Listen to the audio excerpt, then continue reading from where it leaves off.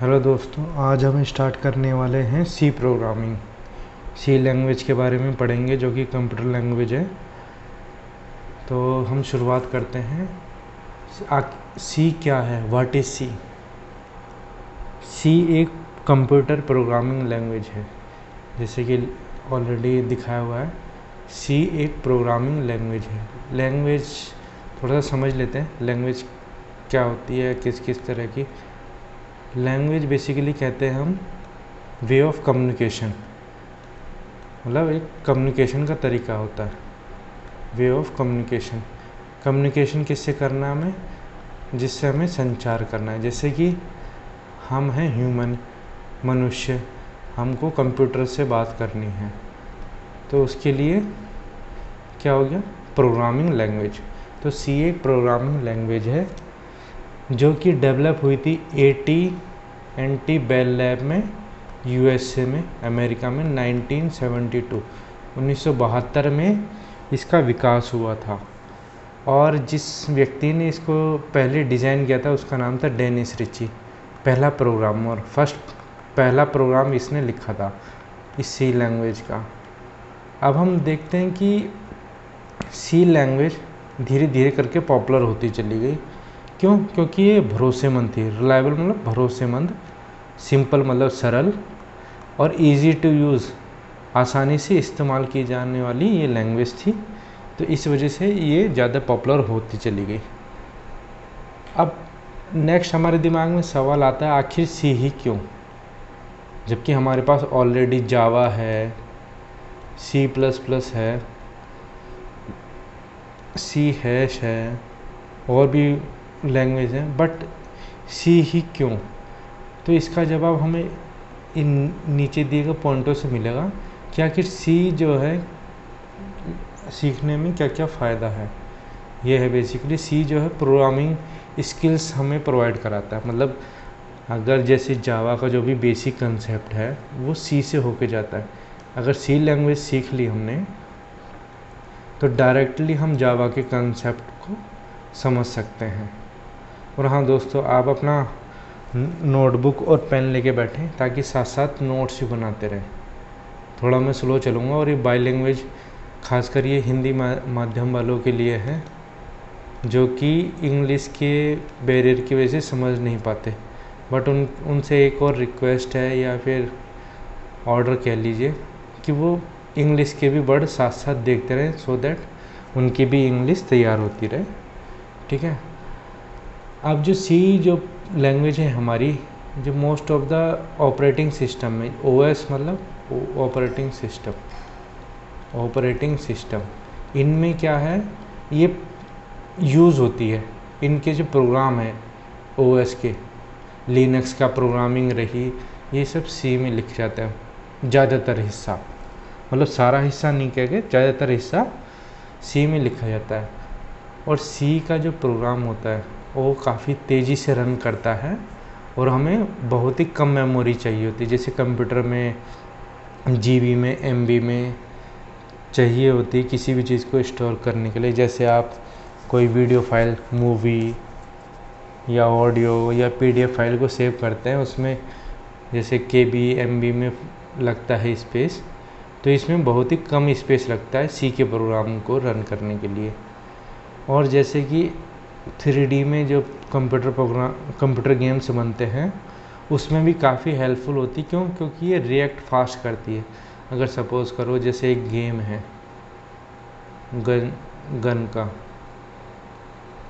Gun वाला game है, जिसमें एक व्यक्ति ने शूट तो करा, गोली शूट करी, बट उसे जाने में टाइम लग रहा है, तो गेम बनाने का कोई उसका पर्पस सॉल्व नहीं हो पाएगा।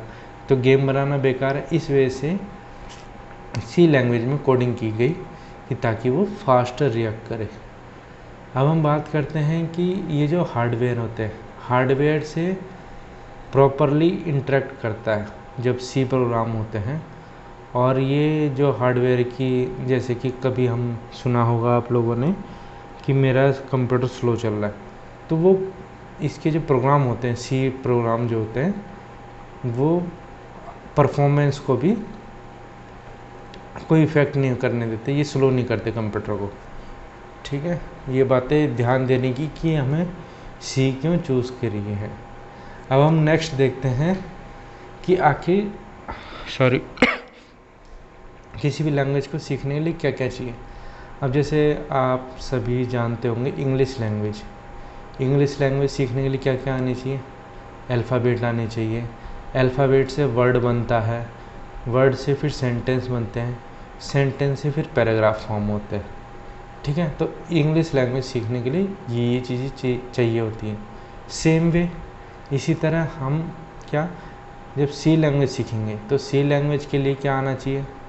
ऑब्वियस सी बात है, सबसे पहले उसके अल्फ़ाबेट पता होने चाहिए, उसके नंबर पता होने चाहिए, कौन कौन से नंबर इस्तेमाल होते हैं। अगर कोई स्पेशल सिंबल है जैसे कि एट द रेट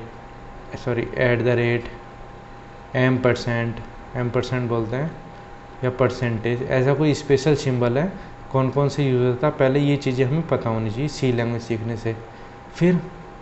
फिर हमें एक वर्ड बनाना है, जैसे कि ऊपर इंग्लिश लैंग्वेज में वर्ड बनाया जाता है, वैसे ही सी लैंग्वेज में ये 3 तरह के वर्ड होते हैं, कांस्टेंट, वेरिएबल, कीवर्ड। इन तीनों के बारे में हम आगे पढ़ेंगे। फिर फर्दर इंस्ट्रक्शन होता है जिसे हम इंग्लिश लैंग्वेज में सेंटेंस कहते हैं, उसे ही प्रोग्रामिंग लैंग्वेज में इंस्ट्रक्शन कहते हैं। इंस्ट्रक्शन मिल के कई सारे इंस्ट्रक्शन मिल के एक प्रोग्राम बनाते हैं। ठीक है, तो इस तरह से हम अपना लैंग्वेज सीखते हैं। कोई सी भी लैंग्वेज हो, आइदर सी हो, जावा हो, सी हैश हो, जो भी लैंग्वेज है, पहले ये चीज़ें आनी चाहिए उस लैंग्वेज की। अब हम नेक्स्ट देखते हैं कि आखिर जो करैक्टर सेट हैं सी के, मतलब सी में क्या क्या इस्तेमाल होते हैं। ठीक है, इन चीज़ों का हमें ध्यान रखना है, जैसे वैलिड अल्फ़ाबेट क्या है, नंबर्स क्या हैं और स्पेशल सिंबल, जो कि अभी मैंने पीछे बात करी थी आपसे कि क्या क्या यूज़ होते हैं। सबसे पहले हम बात करते हैं अल्फ़ाबेट, उसमें a b up to z, ABCD जो भी हमारे इंग्लिश अल्फ़ाबेट हैं वो यूज़ होते हैं, और स्मॉल वाले भी यूज़ होते हैं।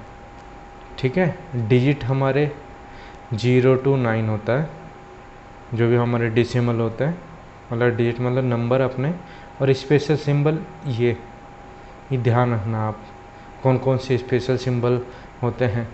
कभी कभी ये होता है कि आपको कोई ऐसा सिंबल दे देगा कि जो इसमें इस्तेमाल ना हुआ हो, जैसे कि सपोज़ करो क्वेश्चन मार्क है।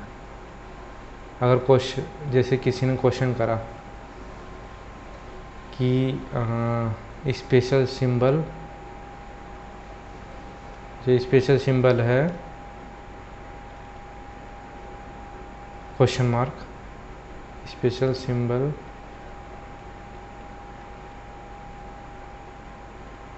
क्वेश्चन मार्क सी में यूज़ होता है या नहीं, सी में यूज़ होता है या नहीं। तो अगर आपको पता होगा क्या क्या स्पेशल सिंबल यूज़ होते हैं तो आप एक फट से आंसर कर देंगे। ठीक है, इसका आंसर वैसे हाँ है, क्योंकि क्वेश्चन मार्क ये वाला है। ठीक है, आप इसे थोड़ा देख लीजिए, अदरवाइज़ आप इसे छोड़ भी सकते हैं। जैसे आप करते जाएंगे प्रोग्रामिंग, आपको याद होते चले जाएंगे खुद ब खुद। ओके, तो नेक्स्ट हम मूव करते हैं। आखिर इसमें जो करेक्टर कह रहा हूँ, इसमें हमने बात करी थी कि जैसे कि इंग्लिश लैंग्वेज में वर्ड्स होते हैं, तो सेम वे सी प्रोग्रामिंग में ये 3 चीज़ें होती हैं, कांस्टेंट, वेरिएबल, कीवर्ड्स। अब हम कांस्टेंट देख लेते हैं। कांस्टेंट मतलब स्थिरांक, हिंदी में बोलेंगे जो स्थिर रहती हैं चीज़ें। Constant is an entity that does not change, मतलब कांस्टेंट एक ऐसी चीज़ है जो बदलती नहीं है। ठीक है, वेरिएबल क्या है, इसकी जो वैल्यू है, इसका जो मान है एंटिटी का, इस राशि का मान है, बदल सकता है। जैसे कि मैं अगर बात करूं ए इक्वल टू 10, ए क्या है, वेरिएबल हुआ। ठीक है, तो इसका मान फिक्स है यहाँ पर, ठीक है। तो ए क्या हो गया, कांस्टेंट। अगर मैं कहूँ ए का मान x है, तो x की तो वैल्यू कुछ भी हो सकती है, 1 भी हो सकती है, 2 भी हो सकती है, 3 भी हो सकती है। तो ये a क्या हुआ, यहाँ पर वेरिएबल हुआ, ठीक है। इसका मान बदल भी सकता है, नहीं भी बदल सकता है। कीवर्ड क्या होते हैं, कीवर्ड क्या होते हैं, स्पेशल मीनिंग वाले होते हैं। जैसे कि अगर हम बात करें, कीवर्ड हमने पीछे देखे थे, question mark, semicolon, comma, hash, ये चीज़ें इसमें कीवर्ड होते हैं। अब हम प्रोग्रामिंग लैंग्वेज की बात करें, किसी भी प्रोग्राम जो कांस्टेंट होते हैं लिटरल्स कहलाते हैं, और जो वेरिएबल्स होते हैं उन्हें हम आइडेंटिफायर कहते हैं।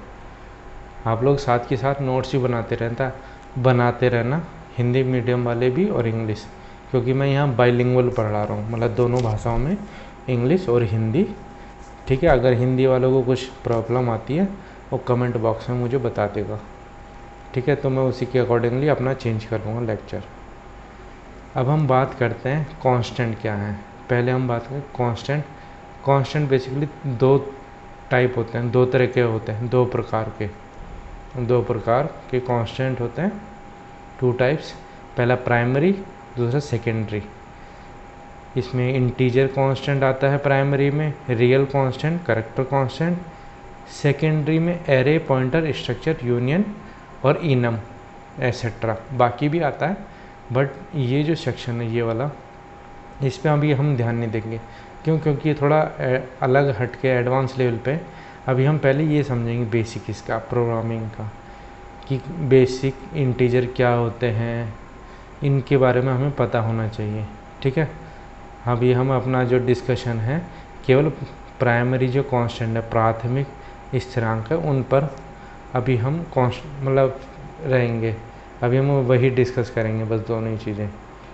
तो हम नेक्स्ट देखते हैं कि आखिर इन्हें बनाया कैसे जाता है। जो इंटीजर कांस्टेंट थे, अभी हमने पीछे देखा इंटीजर कांस्टेंट थे, तो उसे हम बनाते कैसे हैं। बेसिकली यहाँ लिख लेता हूँ कि जो कांस्टेंट है कौन कौन से होते हैं।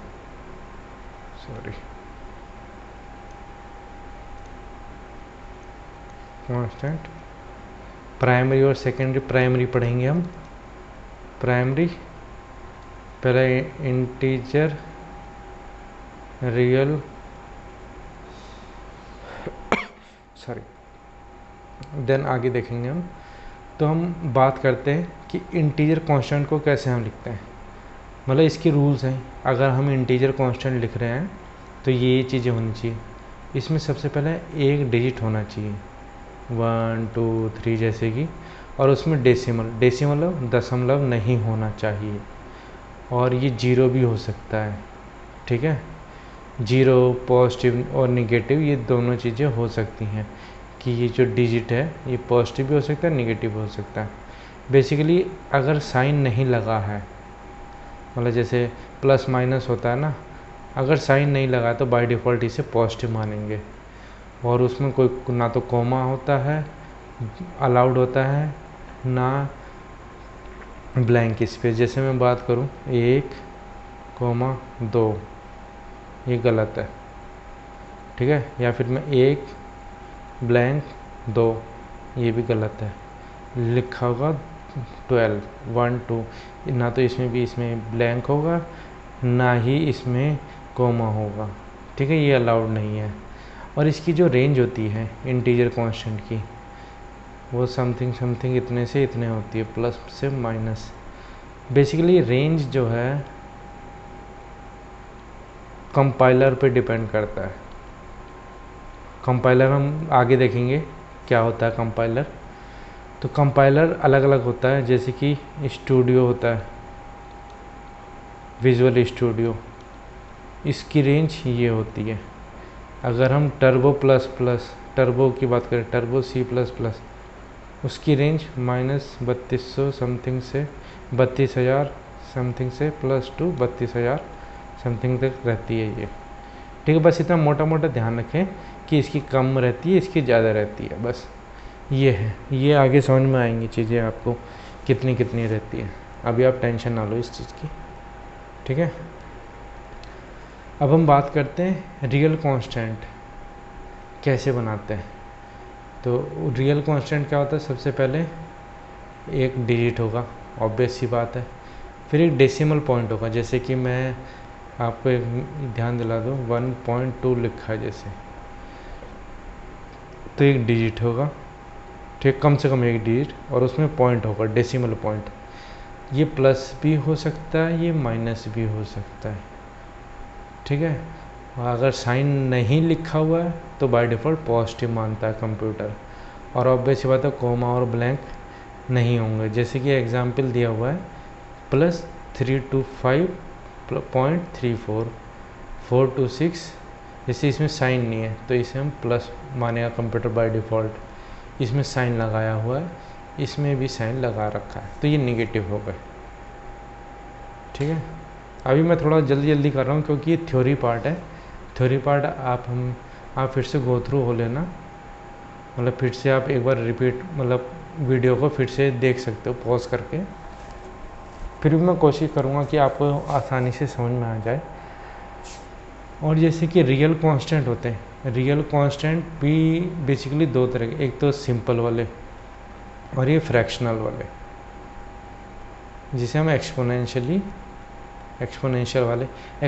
वाले आप यहाँ समझिए। जैसे एग्जांपल से अगर मुझे, जैसे मेरा ये है 3.0000342, ये है मेरा लिखा हुआ 1, ये लिखा हुआ है, तो मैं इसे एक्सपोनेंशियली में ऐसे लिख सकता हूँ,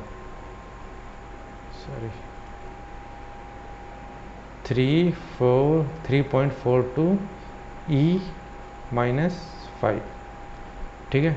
इसे हम डेसिमल में, मतलब अगर हम अरिथमेटिक में लिखेंगे तो क्या लिखेंगे, ये लिखेंगे, ऐसे समझ लीजिए आप, ठीक है। तो ई लिखा जाता है, इसमें लिखा हुआ है मैंटिसा कहते हैं इसे।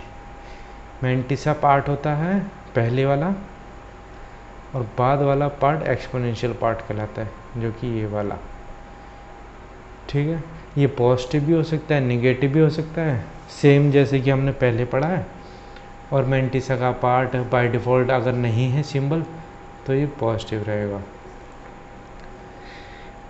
तो इसमें रेंज वगैरह ये दी हुई है -3.4 E सॉरी E38 टू इतना होती है रेंज। अब हम करैक्टर कांस्टेंट को कैसे बनाया जाए। अभी हमने इंटीजर पढ़ा है, इंटीजर कांस्टेंट पढ़े हैं, ठीक है। अब हम करैक्टर मतलब जैसे कि अगर मैं किसी के सिंगल इन्वर्टेड कोमा में ए लिख देता हूँ तो वो करैक्टर कांस्टेंट हो जाता है।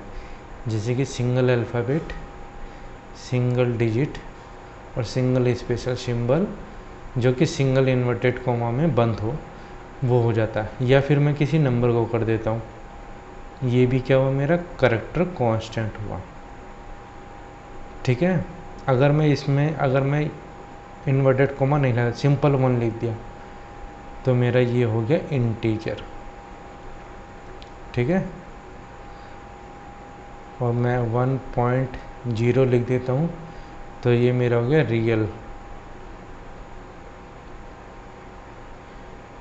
रियल कांस्टेंट, ठीक है। नेक्स्ट हम बात करते हैं वेरिएबल्स की। तो वेरिएबल्स हम नेक्स्ट क्लास में पढ़ेंगे। Thank you for watching my video. अगर आप लोगों को पसंद आई हो तो आप मेरा चैनल सब्सक्राइब कर सकते हैं और वीडियो को लाइक करना ना भूलें। Thank you so much, bye bye.